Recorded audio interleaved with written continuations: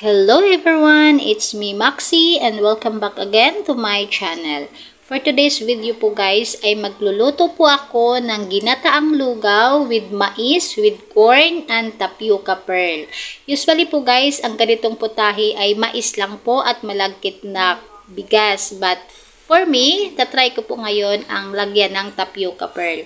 So ito po guys, magluluto na po ako and keep watching, stay tuned, and thank you so much for being here today in my premiere. Hello everyone, Thank you. Ng ginataang mais, yung lugaw na may mais. Ayan. Meron tayo itong 3 pirasong mais, sweet corn. Ayan. Tapos yung ating gata. Meron tayo dito fresh na gata galing sa market at itong umama. Then, try din natin lagyan ng pearl, tapioca pearl. Ayan. Ang ating malagkit ay nilugaw ko na.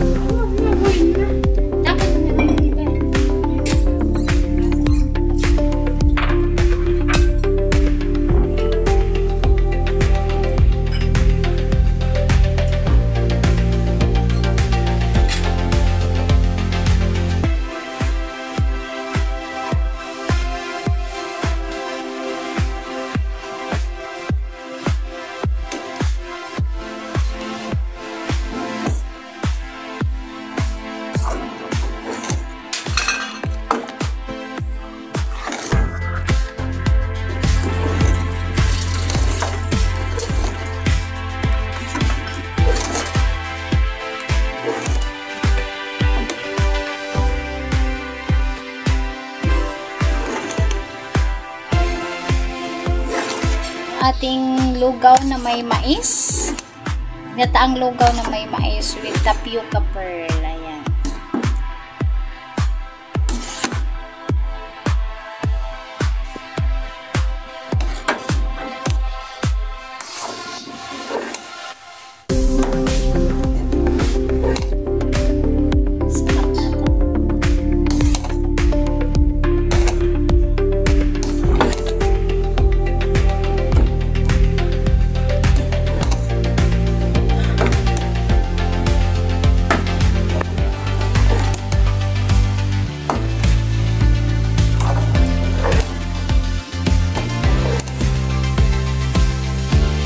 Binataang mais na lugaw. Binataang lugaw na may mais with tapioca pearl. Masarap na ito.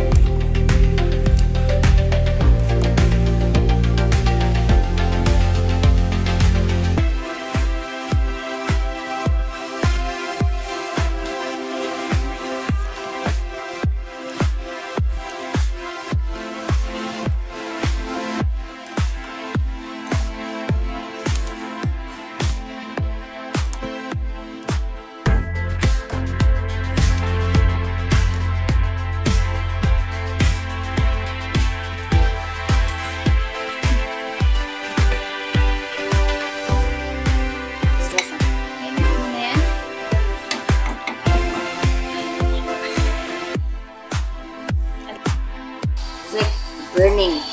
Masarap yung If I eat this, let it cool down muna.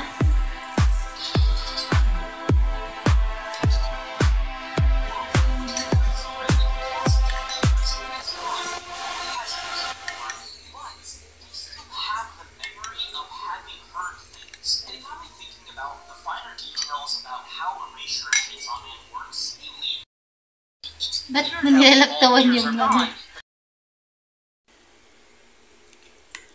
Kain po tayo. Mas masarap din po siya kainin ng malamig.